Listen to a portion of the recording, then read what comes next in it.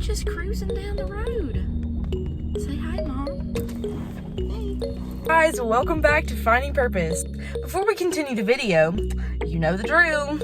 Like, subscribe, share, click notifications, and also check out Finding Purpose on Instagram. Alright, now let's get on to the video. So today we're talking about hell. And so our first verse, Luke chapter 16 verses 22 through 24 says, "And it came to pass that the beggar died and was carried by the angels into Abraham's bosom. The rich man also died and was buried. And in hell he lift up his eyes, being in torments, and seeth Abraham afar off, and Lazarus in his bosom.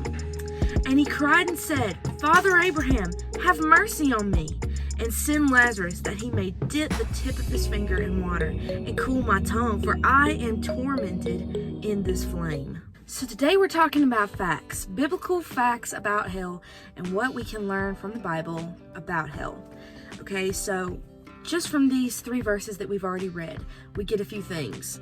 So in verse 23, it said, "And in hell he lift up his eyes, being in torments, and seeth Abraham afar off, and Lazarus in his bosom." So from this one verse, we can tell that hell is a physical place, and it is a place of torment. It says that the rich man lift up his eyes. So that indicates that it is a physical place. If he had physical eyes that he could open in order to see. But it also says that he was in torment. And if you go down to verse 24, the rich man himself says in the latter part of the verse, "For I am tormented in this flame." What else does the Bible tell us about hell? Well, we see that it is a furnace, a fire, and a place of wailing and gnashing of teeth. We see that in Matthew chapter 13, verse 50, and it says, "And shall cast them into the furnace of fire. There shall be wailing and gnashing of teeth." And this word gnashing of teeth means to literally grind. And so like when you think of somebody who's like in pain, a lot of the times you think of like they're gritting their teeth like, it hurts. And so that's pretty much what this is to an extreme extent because they're in so much pain. But also one other thing, and I find this very interesting, is that we see in the Bible that hell is in the center of the earth. And we see that in Matthew chapter 12, verse 40. "For as Jonas was 3 days and 3 nights in the whale's belly, so shall the Son of Man be 3 days and 3 nights in the heart of the earth."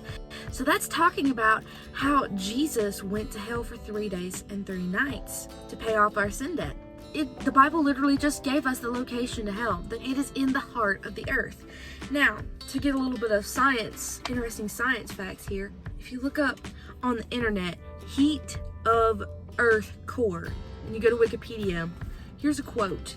"The temperature of the inner core's surface," speaking of the earth, "is estimated to be approximately 9,800 degrees Fahrenheit, which is about the temperature at the surface of the sun." So the sun is approximately 93 million miles away from the earth, but the earth's core is approximately only 1,802 miles below the earth's surface. I mean, just think about that. The sun is so hot that if it was any close to earth, we could literally not even survive on this planet. Yet little over 1,000 miles below the earth's surface is something as hot as the sun. That's just crazy wild to me. But there's one other fact that we see about hell that we're going to talk about today, and that is that it is outer darkness. So we see in Matthew chapter 8 verse 12, it says, "But the children of the kingdom shall be cast out into outer darkness. There shall be weeping and gnashing of teeth." But it is outer darkness. And I've heard some things about like black fire, and I'm not sure if this is correct or not, but it's like some kind of hot flame that burns black.